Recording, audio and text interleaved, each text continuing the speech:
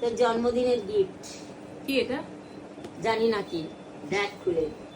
এনে কাছে এনে দিয়েছি। এত বড় একটা, আর মেড ইন ইন্ডিয়া লেখা।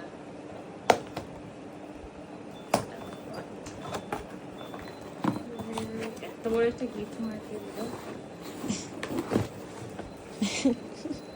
কি জাতা মা, বাহ, কি জাতা। দারুণ কালারটা কালার। সুন্দর হয়েছে দেখ। কালারটা সুন্দর হয়েছে, কিন্তু আমার কি স্কুটিটা কার? বসে আরে কে? তুই তো পেছনে বসবি। তো তুমিও তো বসো মা।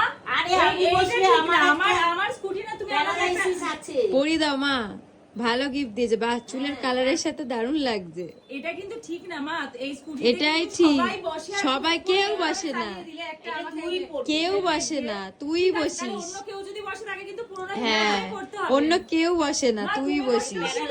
প্যারালাইসিস আমি তো মানে বলি জানাই। মানে কার স্কুটি আর একটা যার